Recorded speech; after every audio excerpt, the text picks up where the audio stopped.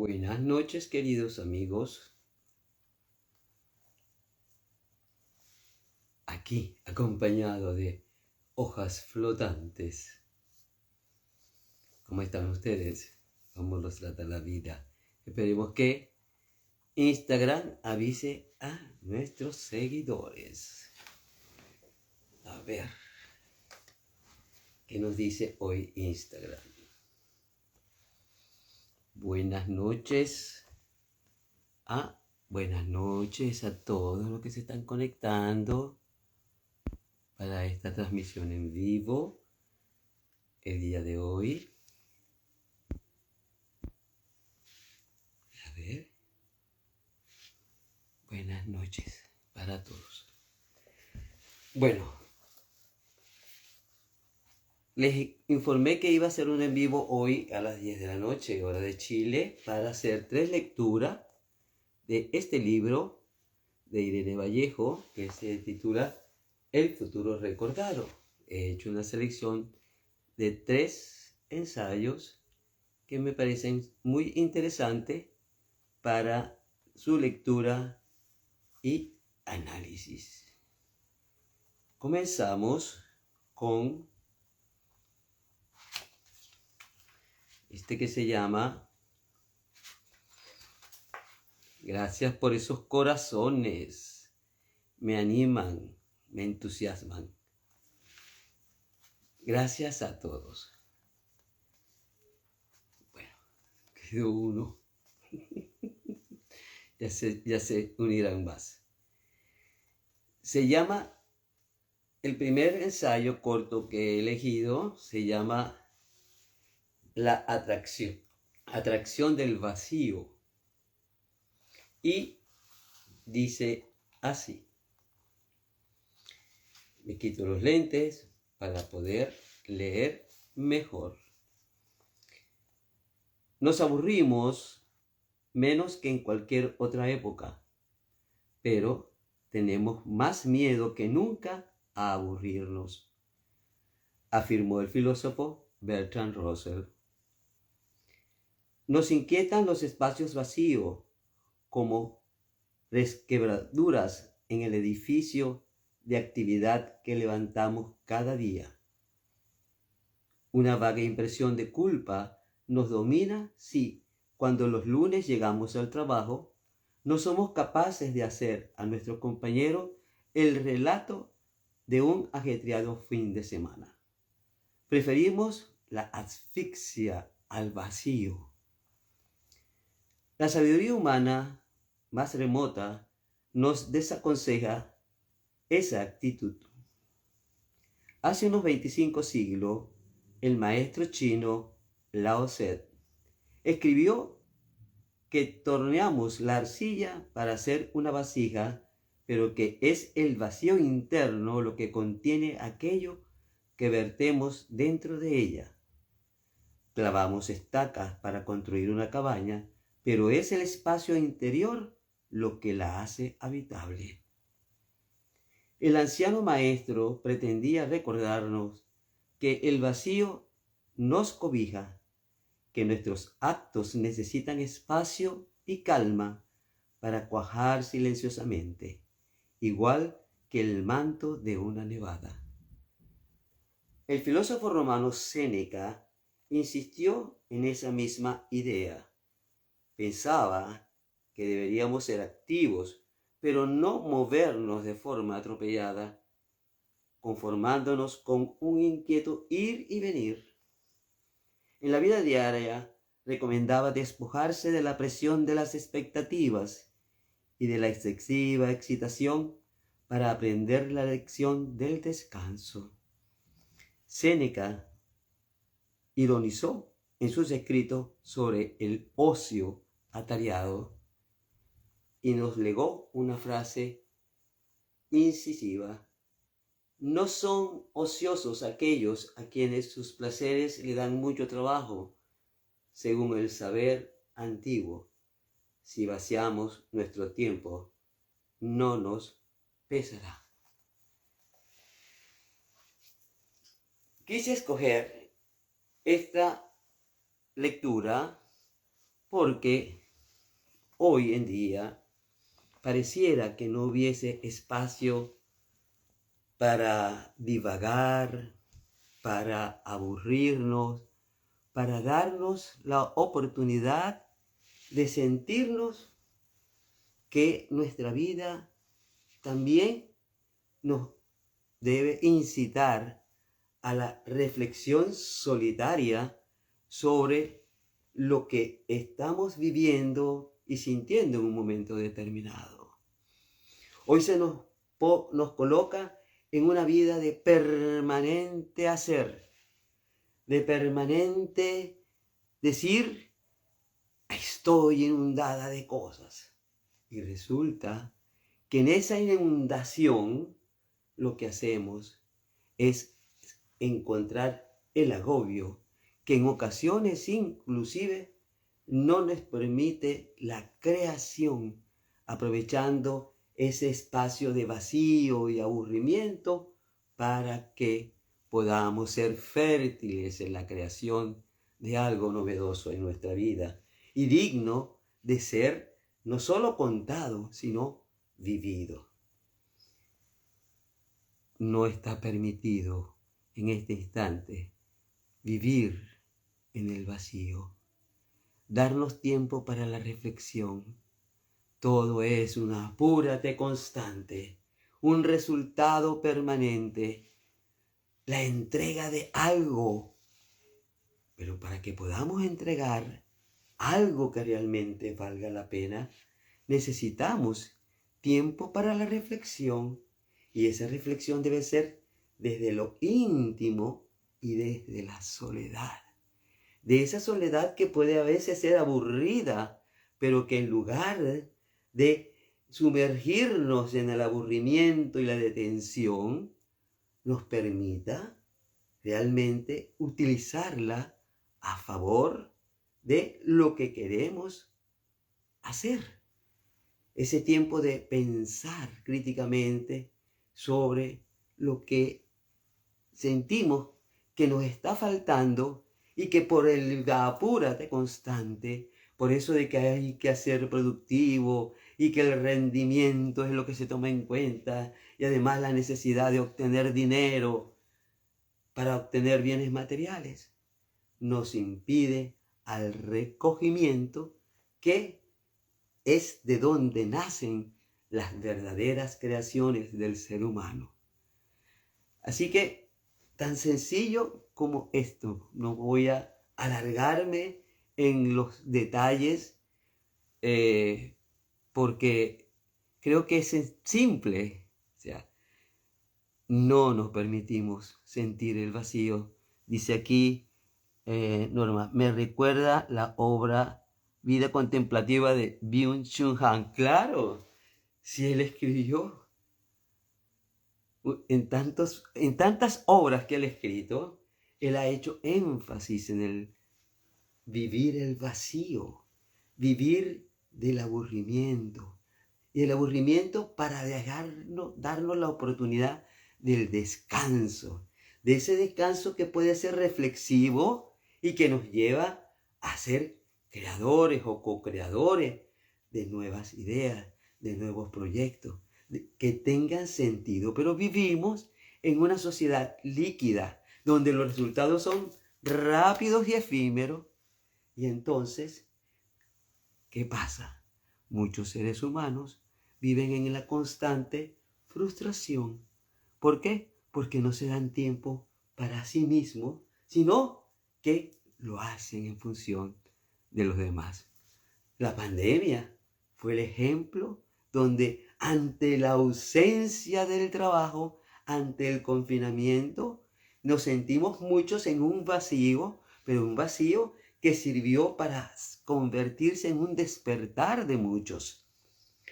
Se crearon muchas cosas, se reconciliaron muchas familias, se retomaron rituales que anteriormente ya no se hacían, porque vivíamos en una constante lucha por lograr y lograr y lograr y decir antes de dormir, no, hoy hice esto,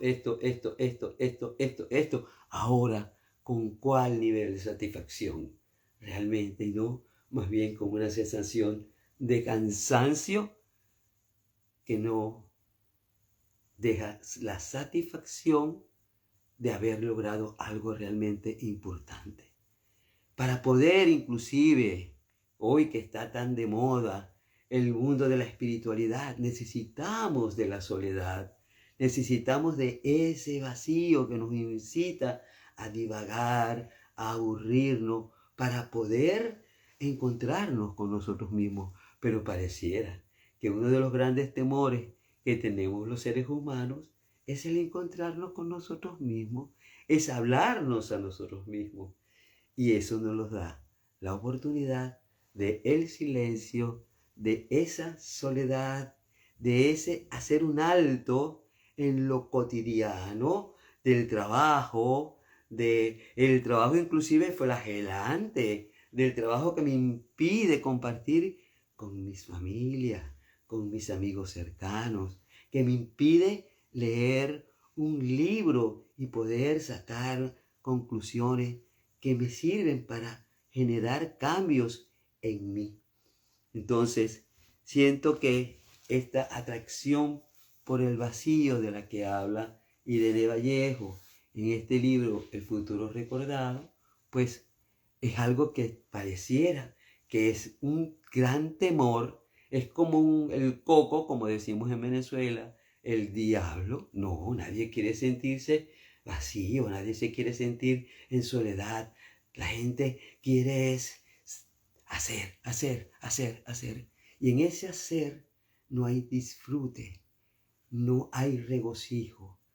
Por lo tanto, mi recomendación es que aprovechemos esos espacios de vacío interior para que podamos realmente adentrarnos dentro de nosotros mismos, replantearnos inclusive aspectos nuestros que sirvan para generar cambios hacia un mayor autodescubrimiento con lo que queremos hacer y dejar en esta vida. Si tienen alguna pregunta, yo con todo gusto, pues se la voy a responder. Gracias a todas las personas que se están incorporando. Discúlpenme que no les salude directamente porque yo soy miope y tendría que meter la cabeza en el computador y por eso no lo hago.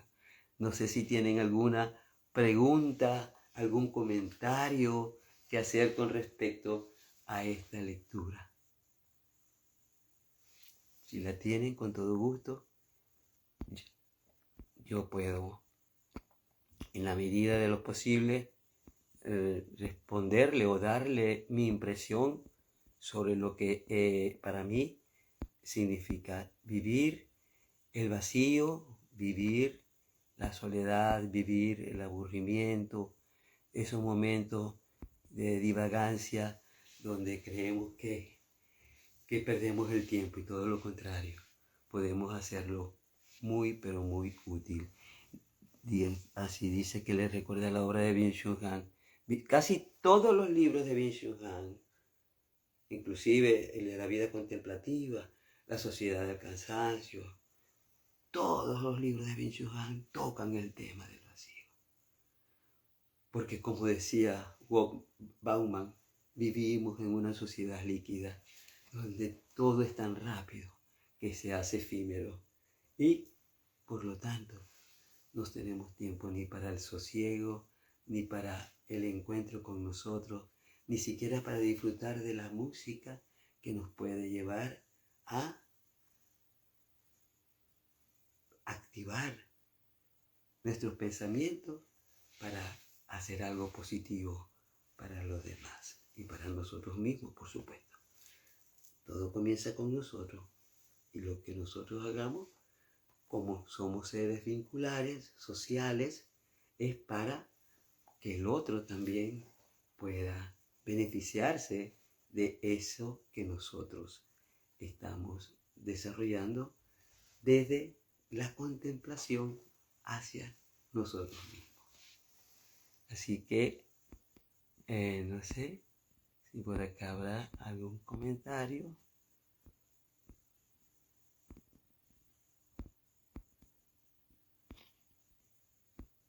Y casi todo este libro del futuro recordado de Irene Vallejo, casi todo el libro está ella, los ensayos cortos que ella hace, los vincula precisamente a esa necesidad que tenemos los seres humanos de estar corriendo con nosotros mismos todo el tiempo, sin pensar cuán útil es ese momento. Vivimos en una sociedad del cansancio, sí señor, la sociedad del cansancio, la sociedad del espectáculo, la sociedad del rendimiento, la sociedad de la pantalla, la sociedad de lo efímero, la sociedad, me van a perdonar, de una sociedad del desperdicio. Podría ser, gracias por esos corazones, me fortalecen, muy agradecida. ¿Ok? Bueno, vamos con la segunda lectura. Este va a ser un en vivo corto, porque para que sea largo tiene que haber participación, que es lo que yo quiero que haya. Este se llama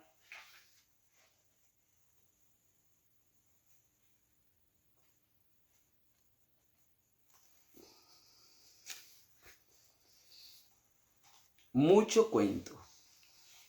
Mucho cuento.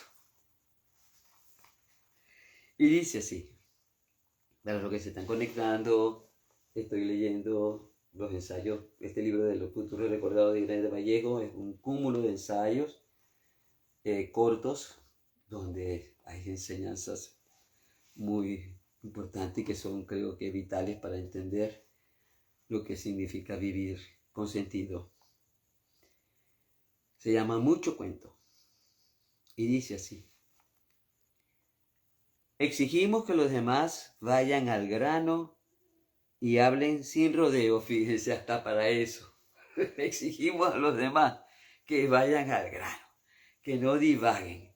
Y hay gente que necesita a momento procesar sus ideas para poder plantearlas, pero no, tiene que ser contundente. Por favor, no te detengas. Cuento corto, como dicen los chilenos. Entonces, exigimos que los demás vayan al grano y hablen sin rodeos. Decimos, déjate de historias o no me cuentes película. Pero curiosamente, entendemos mejor los mensajes si tienen forma narrativa. Los cuentos son nuestros aliados.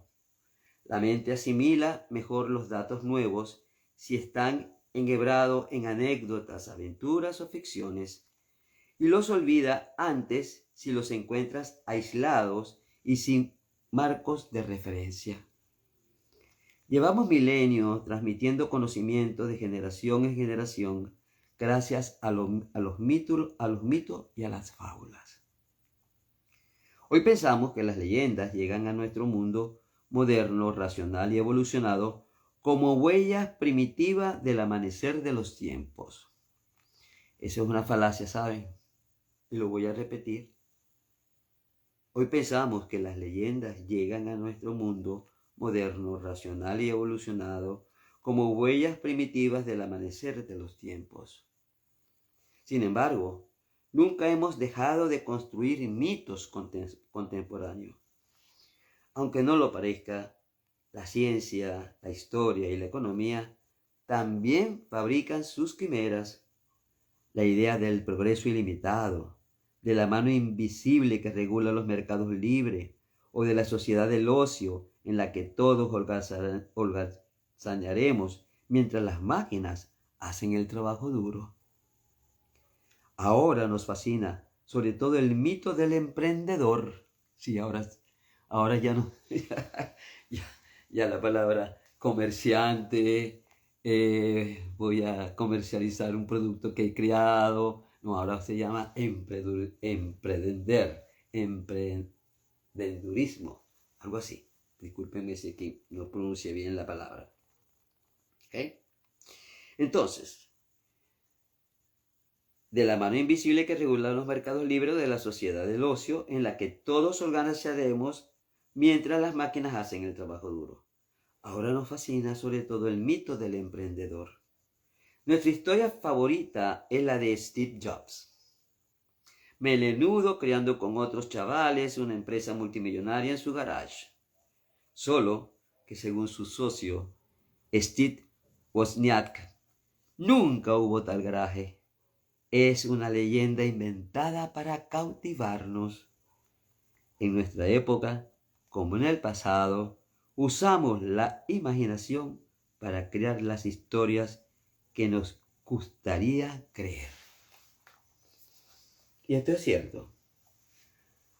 ¿A cuántas personas que han sido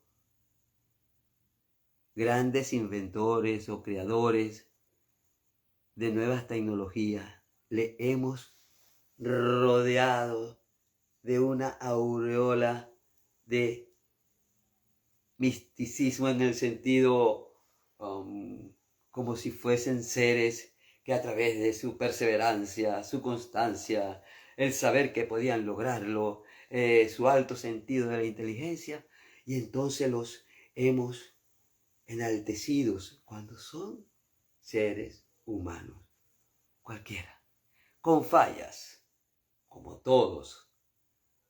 Steve Jobs fue un hombre, sí, emprendedor, un hombre que creó una tecnología que, como todos sabemos, muchos sienten inclusive que como una cuestión de estatus hay que tener un iPhone, porque solo eso está reservado para una élite, para gente. Todo el que tenga un iPhone es alguien que sabe manejar la tecnología, que sabe apreciarla, que reconoce que es lo mejor que ha salido en el mercado, y resulta que a veces se tiene un iPhone y solamente es para tomar fotos o para usarlo para WhatsApp.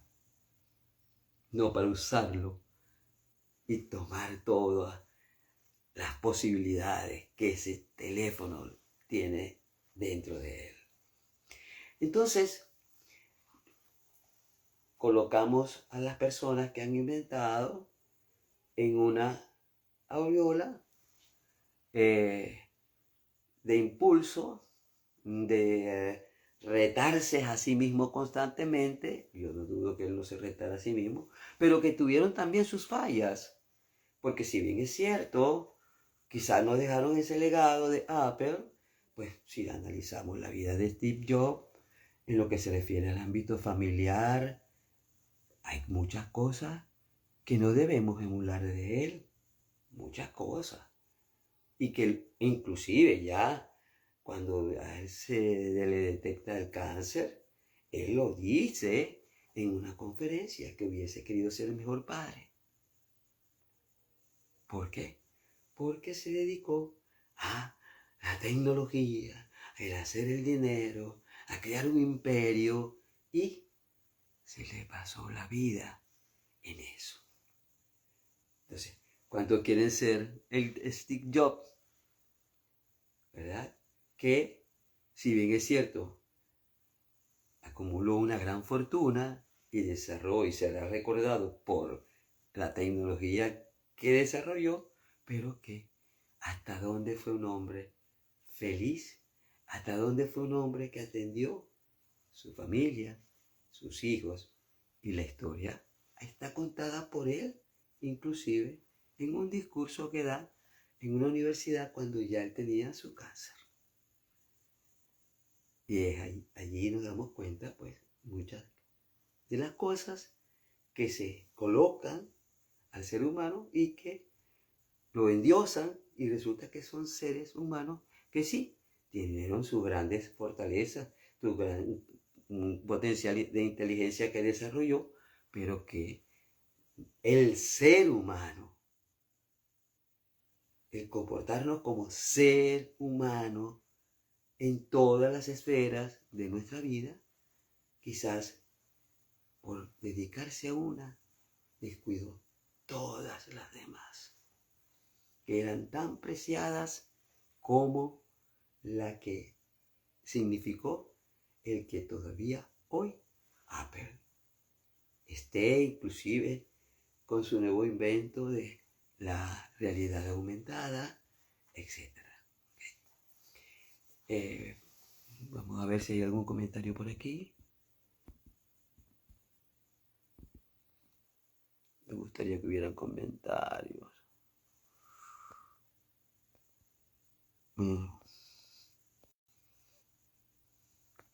A ver. La sociedad del cansancio, ya lo dijimos. Bienvenido a todos. Aunque muchos son un rayo de media entrega, ¿no? Un rayo de media entrega. Ah, Miriam, bienvenida, querida Miriam. Tanto tiempo sin verte, sin saber de ti. Gracias por acompañarnos. Gracias.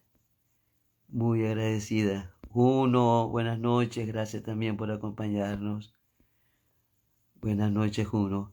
Estoy leyendo, Juno, El futuro recordado, de Irene Vallejo. Leí ya, hice una primera lectura que se tituló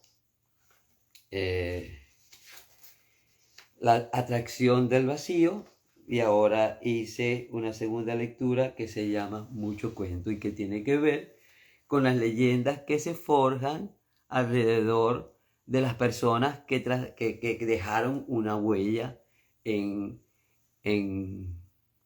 la vida. Fíjense, Thomas Alva Edison, que fue un gran inventor, más de 1500 inventos dejó. Cuando fue a la escuela, le enviaron una carta a su madre diciéndole que no podía entenderlo en la escuela porque era deficiente intelectualmente. Y se lo dieron por escrito. Cuando ella llegó a su casa, ella lloró mucho, pero nunca le dijo a Tomás Alva Edison: tú eres un incompetente. Y le dijo: yo seré tu maestra. Y le quemó la casa varias veces con los experimentos. Pero ella lo condujo a ser lo que él fue. Entonces, todo ser humano, por muy capacitado que esté para crear, necesita darse cuenta que no solamente hay que pensar en engrandecer a estos grandes hombres, porque decimos Bolívar el libertador. ¿Y cuántos defectos tuvo Bolívar? ¿Cuántas fallas tuvo Bolívar? ¿Cuántas fallas pudo haber tenido San Martín? ¿Cuántas fallas tuvo Napoleón, a pesar de que fue un hombre que prácticamente se ocupó Europa, pero falló? Ese deseo esa ambición desmedida de tener el mundo en sus manos lo llevó a dejar de pensar que habían batallas que no se podían llevar a cabo. Y terminó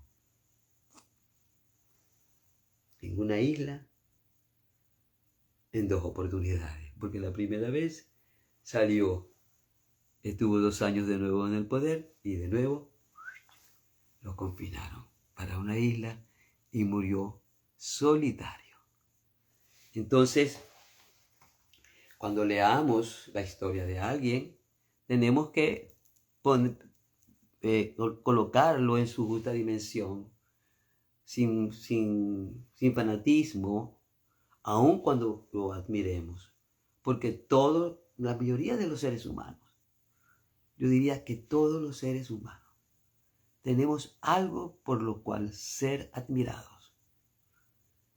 Ahora, el exacerbar las cualidades sin haber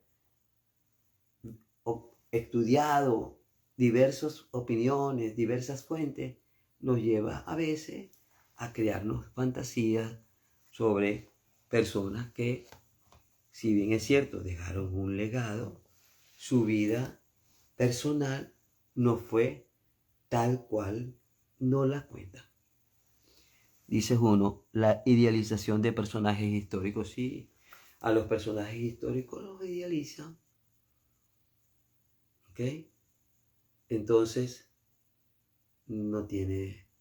son humanos. Cuando Sócrates lo condenaron, lo único que hizo Sócrates fue ser coherente, porque él decía, yo respeto las leyes, y por eso yo, a pesar de que le dijeron que habían hablado con los celadores de la cárcel para que los dejara huir, él dijo, yo no voy a huir, porque aunque creo injusta la sentencia, yo soy un hombre que respeta las leyes, y si los jueces decidieron que yo debía ser condenado y tomar la cicuta, yo lo voy a hacer. Entonces, eso es coherencia. Buenas noches a todos los que se están conectando. Buenas noches. Pues sí, ¿hay algún comentario más que quieran decirlo? Gracias por los corazoncitos. Esos corazoncitos me encantan. Aquí hay otro. Este me encanta. Se llama triunfadores obligatorios. Es decir, hay que ser triunfadores a como dé lugar, señores. El mundo de hoy demanda que seamos triunfadores. No nos dan el derecho a fracasar, a errar, sino que tenemos que... Y si fracasamos nos sentimos mal y nos quedamos revolviendo en el cipero, como digo yo, en ese cipero que no nos deja salir y avanzar. ¿Por qué? Porque vivimos en función de lo que la gente piensa de nosotros. Y si nos ven como fracasados, ay Dios mío, nos bajan todas las posibilidades de que nosotros queramos seguir buscando nuevas opciones, que siempre la va a haber. Buenas noches. Triunfadores obligatorios. Y dice así. La historia del significado de las palabras es nuestra propia historia, pues la evolución del lenguaje es un espejo de nuestras ideas cambiantes. Una de las mutaciones más reveladoras era del término éxito. Esta la escogí fríamente calculado, ¿sabes? Una de las mutaciones más reveladoras es la del término éxito. En latín significaba desenlace, salida. De ahí el inglés exit. En el pasado se asumía que nuestros afanes cosechan un resultado incierto, bueno, malo o una amalgama de ambos. Todavía en el siglo XVIII, Fernández de Moratín hablaba del buen éxito y éxito infeliz. Estos usos implican que la palabra era neutral. No dividía el mundo entre ganadores y perdedores, y por eso había que adjetivarla. En cambio, hoy solo cabe un desenlace, el éxito triunfador, y esa victoria es nuestro oscuro objeto de deseo. Durante siglos, el fracaso y lo irremediable se consideraban parte inseparable de la vida. He allí porque la madre de Thomas Alva Edison le permitió que le quemara la casa varias veces, porque de los errores se aprende. No dividía el mundo entre ganadores y perdedores, y por eso había que adjetivarla. En cambio, hoy solo cabe un desenlace, el éxito triunfador, y esa victoria es nuestro oscuro objeto del deseo. Durante siglos, el fracaso y lo irremediable se consideraban parte inseparable de la vida. Vivir no es un pasatiempo delicado, escribió Séneca. Sabía que todas las personas, incluso las mejor cobijadas, pagan peajes de pérdida y dolor. Veía que al nacer emprendemos un camino en el que es inevitable resbalar, tropezar, caer, y estas experiencias contienen valiosos mensajes de madurez y humanidad. Imagínense a alguien que siempre gana, que siempre obtiene lo que desea. ¿Qué pasa con esa persona cuando sea objeto de un fracaso? Se derrumba. ¿Por qué? Porque los fracasos nos hacen resilientes. Porque los fracasos nos hacen buscar opciones, otras alternativas. Nos hacen pensar cómo reacomodar un proceso para hacerlo más perfecto. Saber determinar dónde estuvo mis fallas. No solo las fallas de lo que escribí, las fallas de lo que inventé, sino fallas internas nuestras. Entonces, en el mundo moderno, obsesionado por el progreso, la desgracia se volvió humillante e inaceptable. Así llegamos a los espejismos de nuestra época nerviosa, que predica con excesiva frecuencia la religión del final feliz y el éxito arrogante. Toda historia tiene que tener un final feliz. Y no necesariamente. Porque de los finales tristes también hay moralejas que nosotros podemos aprovechar. Porque la vida está hecha de éxitos y fracasos, de dolor y de pérdida. Y yo creo que los que han sido verdaderamente triunfadores han tenido que fracasar mucho, haber tenido que dolerle mucho y sufrir mucho para poder lograr lo que quisieron, legar a la humanidad y legarse a sí mismo. Porque otra cosa, de nada sirve ser triunfador o triunfadora y ser infeliz. De nada sirve. ¿Para qué? Buenas noches a todos los que se están conectando. Me encantaría que hiciesen sus comentarios. Entonces, éxito es éxito, es salida, y la salida puede ser exitosa o la salida puede ser dolorosa.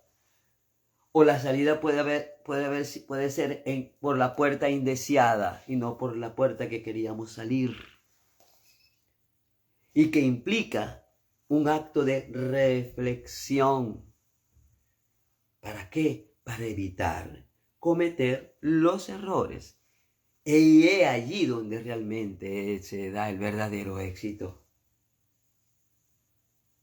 Y si volvemos a fallar, porque hubo un detalle que lo pasé, seguir en la reflexión para seguir en la búsqueda de aquello que yo quiero dejar. Sea el libro que quiero escribir, el cuento que quiero expresar, la historia que quiero contar, la poesía que quiero que sea por la que me recuerden cuando yo no esté en este mundo, o el pensamiento filosófico por el cual me hago también inolvidable, como han sido tantos inolvidables como Sócrates, que no escribió nada y sin embargo todo el mundo tienen que hablar de Sócrates. Y que todo lo que se conoce por Platón. Y que para que hubiera un Tomás de Aquino, tuvo que haber un Aristóteles. Y para que hubiera un San Agustín, tuvo que haber un Platón. Porque siendo dos filósofos medievales, cada uno utilizó a Aristóteles para desarrollar toda su teología y toda su filosofía, como fue Tomás de Aquino. Y San Agustín utilizó a Platón para desarrollar también su filosofía y su teología. Entonces, la vida es así. Cuidado con querer siempre pensar que todo lo que hacemos tiene que ser un modelo de éxito. Disfrutemos las pérdidas. ¿En qué sentido digo disfrutémoslas? Obviamente que causa dolor, pero que el mundo no se acabó. El mundo no se acabó. ¿Qué sí puedo hacer? Bueno, ¿qué pasó? Que no logré el resultado. ¿Cuáles son las variables internas que yo no tomé en consideración? ¿Cuáles son las variables externas que no tomé en consideración? ¿Cuáles son los elementos, los materiales que debía desarrollar para hacer algo que sea un legado y que no los usé adecuadamente? Entonces, señores, no es necesario que nos sumerjamos, que nos dejemos sumergir en que tenemos que estar obligados a triunfar. Si caemos, nos levantamos, porque el verdadero triunfo está en persistir cuando se sabe que se quiere lograr algo y en función de ello soñamos, ideamos, volvemos a soñar, pero no nos dejamos vencer, aunque nos duela hasta los tuétanos. A ver si hay por aquí alguna. Que hay una observación. Dice Monelli, me siento triste porque yo sé que he sido prisionera de la ansiedad de mi propia existencia y la ansiedad social. ¿Qué puedes hacer con esa tristeza? Esa tristeza es válida que la sientas. Ahora, ¿hasta cuándo la vas a sentir?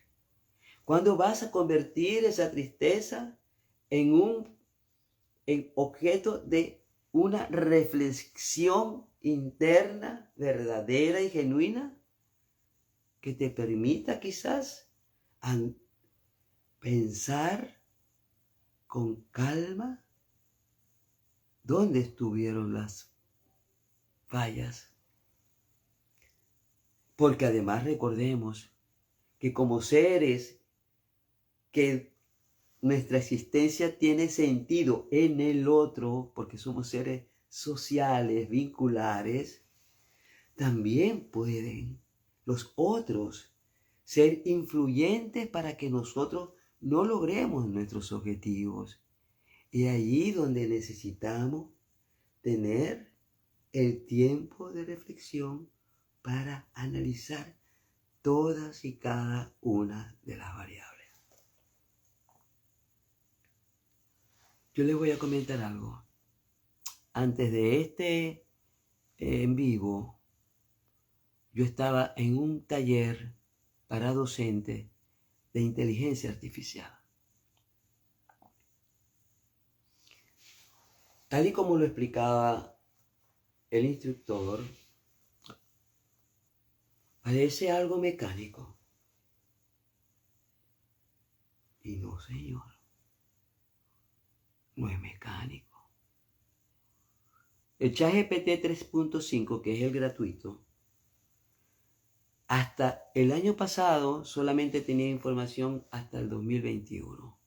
Ya lo actualizaron al 2023. Pero no pretendamos nosotros usar el ChatGPT como el que me va a resolver mis problemas de redacción, como el que me va a permitir hacer un bonito poema. Y yo les invito a que lo usen. Yo lo he practicado en algunos momentos. Y si yo no supiera de lo que yo le estoy preguntando, señores, me daría información errada. Absolutamente errada. Al punto que yo le he dicho, un momentito, eso no lo dijo Russell. Estás equivocado. Revisa mejor. Y me dice, disculpa. Entonces, que es una herramienta para los estudiantes. Cuidado, porque si los estudiantes van a hacer un ensayo que el profesor les coloque y no saben y no estudian el ensayo, podrá dárselo. Ahora, ¿con cuántas equivocaciones? Y a la hora de evaluarlo, ¿qué va a decir? Si es un profesor que no pregunta al caletre, sino que pregunta, hace preguntas para que su curiosidad se despierte. Y de eso, perdónenme, los filósofos tenemos cierta experiencia. Entonces no es cuestión de usar la inteligencia artificial de una manera explícita. No, señor. Para hacer poesía, ni se les ocurra utilizar la inteligencia artificial. Porque les va a dar siempre estas palabras, vean. Eco, danza, tejido, hilo, sumergir. Les va a dar las mismas palabras siempre. Y el que tenga cierta capacidad interpretativa va a saber que eso lo dice una máquina y no lo hizo un poeta inspirado en algo. Así que también la inteligencia artificial hay que usarla con inteligencia. Porque si no, los fracasos docentes y los fracasos escolares. Un ejemplo que estaba dando el profesor. Resulta que a todos los profesores en el Ecuador se supone que le dan, de acuerdo al Ministerio de Educación, le dan en una matriz todo lo que significa una unidad, una materia, literatura, por ejemplo, conformada con tantas unidades temáticas, con el lapso en que tienen que usarlo, con el tiempo que deben invertir para cada unidad temática. Resulta que alguien viene y le dice, yo quiero que tú me hagas la unidad temática de literatura relacionada con tal aspecto que va a desarrollarse en un lapso de tantas horas. No le digas tú de qué país es, porque la educación de Ecuador, ni la literatura que dan en Ecuador en el 6º grado, es la misma que dan en Chile, o la que dan en España, o la que dan en Alemania. Entonces, señores, para eso también hay que ser inteligente, para usar la inteligencia artificial, no solamente aplicar instrumentalmente como si fuera un recetario, que lamentablemente es lo que también se ha querido hacer, y por eso a veces la autoayuda ha estado tan tergiversada y tan maltratada, que muchos libros se convierten en recetarios. Y no, la vida no es de recetas, la vida es de inteligencia, de lógica y además de intuición, lo más importante. Y por supuesto, de gestionar las emociones, todo amalgamado para poder seguir adelante. Porque de nada sirve que yo diga fracasé y resulta que por dentro estoy corroyéndome yo porque no acepto el fracaso y emocionalmente hasta me enfermo. No. El todo sistémico hay que relacionarlo, analizarlo y con base en ello decidir, bueno, yo quiero ser exitosa. Pero exitosa, no una exitosa infeliz, sino una exitosa feliz.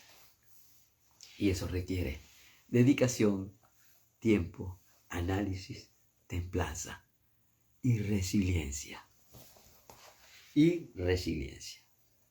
Bueno, ya tendremos los triunfadores obligatorios. A ver qué hay por aquí. Así que, querida amiga Monelli, no se sienta triste. Bueno, puedes sentirte triste, pero lo importante es que utilices esa tristeza a favor. De tal manera que esa ansiedad se revierta en lo contrario y te impulse a darte cuenta que erraste en ciertas cosas, que en un detallito mínimo quizás tuvo la falla, pero que puedes rectificar, que puedes volver a hacerlo, pensando que en esa oportunidad lo vas a lograr. Y además recuerden el poder de las palabras. No diciendo, lo voy a intentar una vez más, porque el que intenta no logra nada. Convicción de que sí lo voy a lograr. Y para eso me detengo a la reflexión y a vivir el dolor y la pérdida. Señores, yo no me quiero poner como un ejemplo, pero hay días que yo no me quiero levantar de la cama. Y ese día no me levanto de la cama. Al día siguiente, digo, ya te diste vacaciones. Ahora toca ir al espejo, mirarte y decir, es hora de que te pongas a trabajar para lograr lo que quieras lograr. Entonces, de eso se trata. Y vamos entonces con este otro que se llama, me encantó también, se llama prestidigitadores. Cuando vi esto, me acordé de Dorothy en el Mago de Oz, que terminó siendo el mago un embaucador, un prestidigitador. Ay, ellos caminaron tanto, menos mal que les sirvió para encontrarse a sí mismos, con su mundo emocional, con su mundo espiritual y con su mundo estratégico. Porque todos esos personajes que hubo en Alice, en Dorothy, en Mago de Oz, eran Dorothy, todos eran Dorothy. Y era la búsqueda consigo misma. Entonces, bueno, prestidigitadores. Dice así: un mago sube al escenario. Va a embaucar a cientos de personas que lo observan fijamente. Su único secreto consiste en conocer las lagunas del cerebro humano cuando recibimos una avalancha de información. La mente capta solo los elementos más llamativos. Por eso, el prestidigitador habla sin descanso. Y eso es verdad. Los magos no dejan de hablar. Señala, hace gestos exagerados, cuenta chiste, dirige las miradas, sobrecargando la atención del público. El ilusionista logra camuflar sus trucos. Desde tiempos remotos existen políticos hábiles en esas mismas técnicas de distracción. En la Grecia antigua vivió el precursor de todos ellos. Alcibíades era sobrino de Pericles, y Pericles fue un gran gobernante, ¿saben? Y discípulo del filósofo Sócrates. Líder joven, consentido y muy inteligente, se convirtió en el ídolo de los atenienses. Cierta vez, y sin motivo aparente, mandó cortar la cola a un valioso perro de caza que había comprado por un precio exorbitante. Toda la ciudad se lanzó a conjeturar, opinar, condenar e indignarse. Alcibíades, tranquilo y risueño, confió a un amigo que mientras los atenienses se preocupaban por el rabo de su perro, no se fijaban en su mal gobierno. Hoy vivimos inmersos en una sucesión de polémicas triviales que arden y se enfrían a velocidad vertiginosa. Demasiado a menudo caemos en la trampa y fijamos la atención en pantallas de humo creadas por individuos prestigiosos que no son sino prestidigitadores. Y esto es cierto. Vivimos en la política actual de hombres prestidigitadores. hablan, hablan, hablan. Y si le hacemos el seguimiento, nos daremos cuenta cómo fue el discurso de hacían 3 meses al discurso de hoy. Porque para ganar un cargo en el gobierno, lo que para él antes era inaceptable, ahora es aceptable. Ejemplo, voy a dar un ejemplo, la amnistía en España. El señor Sánchez dijo que no era, que no iba antes. Pero cuando se vio en las chiquitas, que si no tenían los votos de Jun, perdía, no iba a ser investido. Negoció con delincuentes. Y todavía están discutiendo la ley.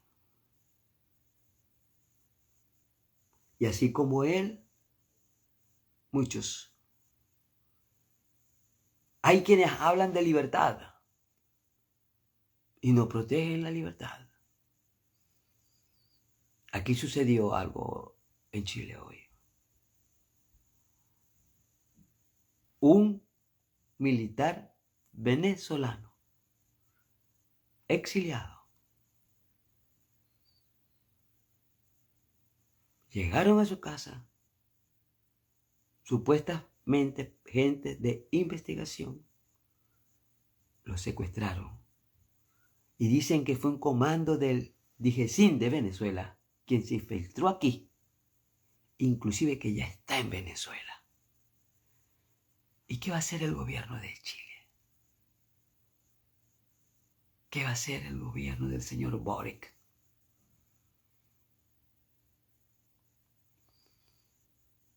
Prestidigitadores nos llenan la cabeza de libertad,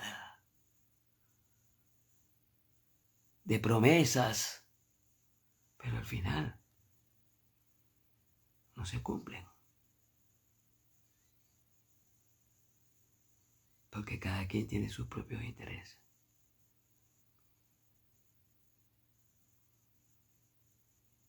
Entonces,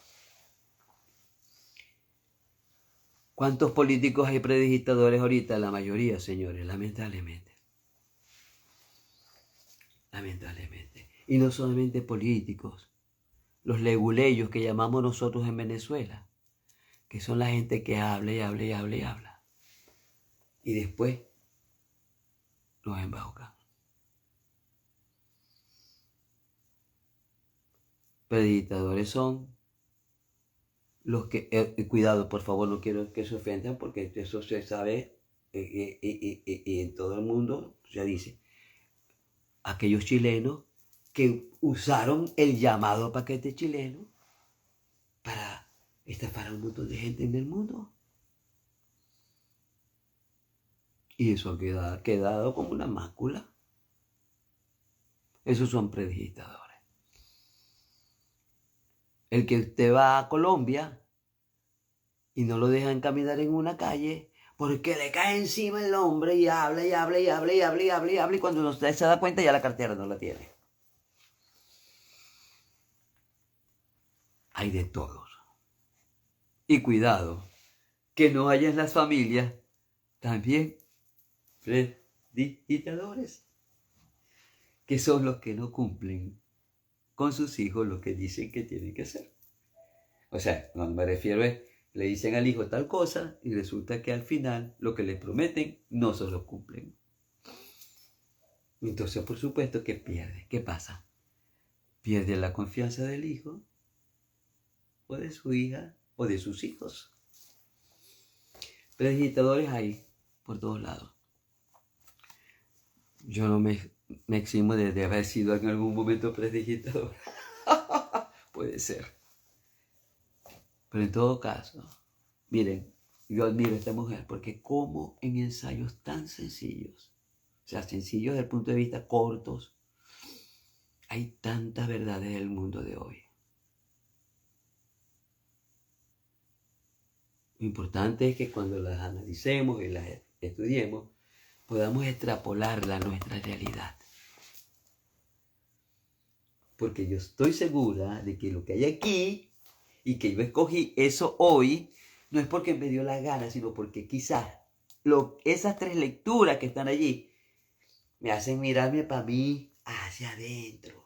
Cuidado, María, que de ese éxito infeliz tienes, o de ese éxito feliz tienes, o de que ay, ya se me olvidó la palabra. Bueno, sí, de esos paraballeros, como decimos nosotros en Venezuela, que decimos mucho no decir nada. Ay, no hacemos nada. Así que, querida amiga, arriba, corazón arriba con esa tristeza y usted haga lo que tiene que hacer. Dice Monelli, pero es reconfortante escucharte. Gracias, gracias. Gracias por su palabra. Me hace sentir útil con respecto a lo que nos planteamos. Bueno, no les quito más tiempo. Gracias a todos los que se unieron. Gracias por esos corazones. Gracias por estar aquí. Yo les voy a confesar algo.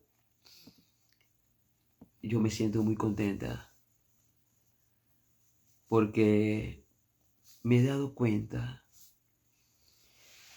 de que hay tanta necesidad en el ser humano de que se le dé información que pueda servirle para debatir. Eso sí, con altura. He colocado algunos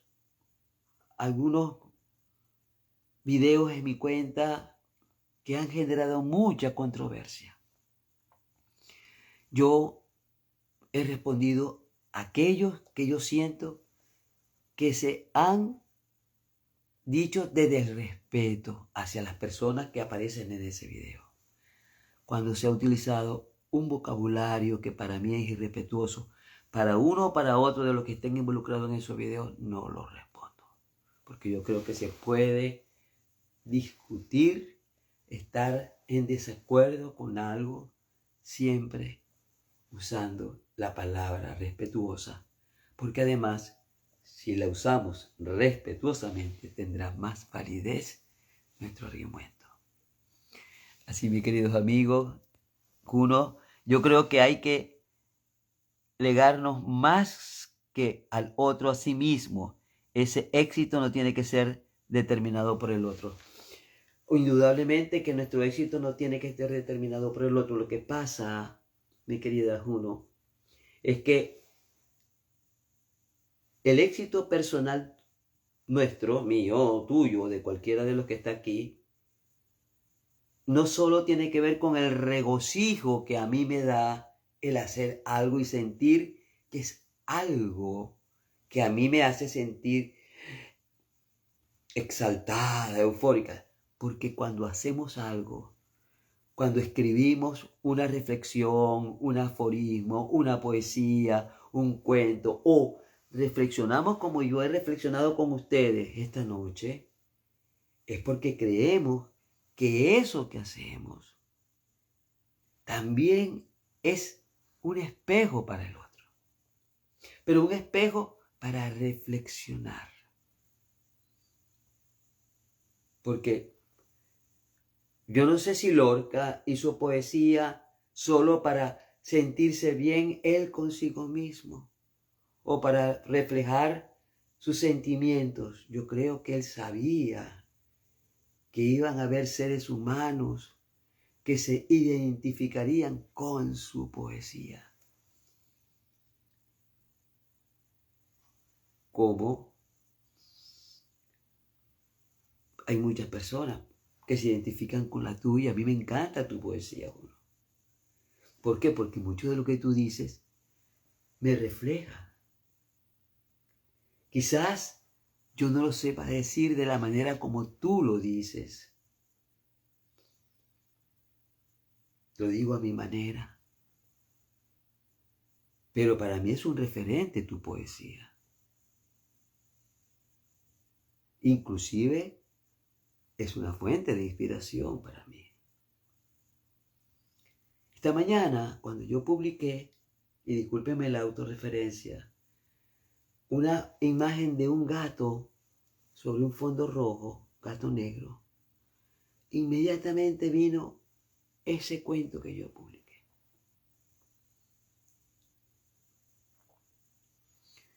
Y yo no pensé que ese cuento podía gustarle a alguien cuando me di cuenta que alguien lo había colocado en su historia y me había mencionado.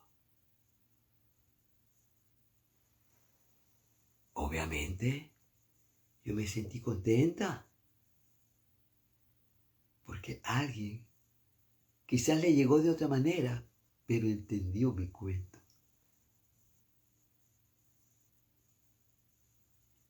Entonces, todo lo que hacemos nosotros, querámoslo o no, tiene un destinatario. Y los destinatarios van a ser la gente que te admira porque escribes bien poesía, muy bien. O porque una persona se expresa muy bien. O porque la otra persona tiene la habilidad de hacer un chiste que nos alegra, un momento de tristeza. Cada quien en lo suyo, si bien se satisface a sí mismo, va a influenciar al otro. Porque si no los te leyeran.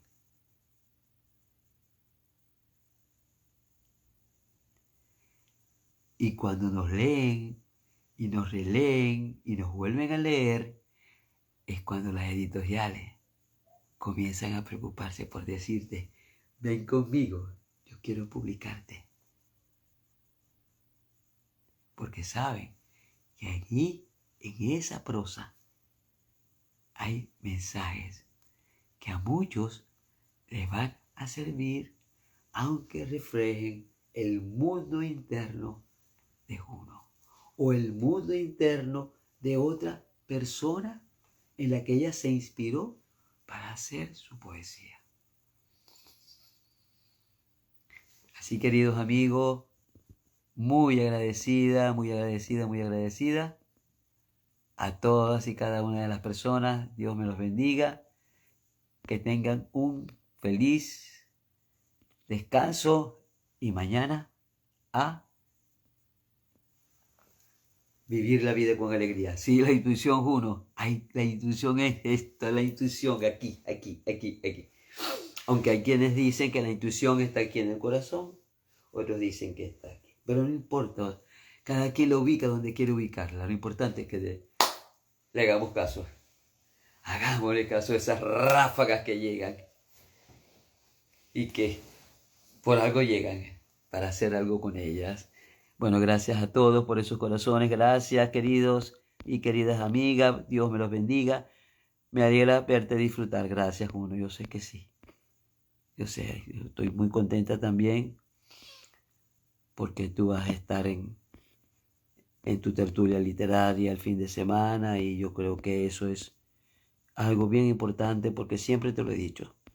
Tú eres una gran poeta.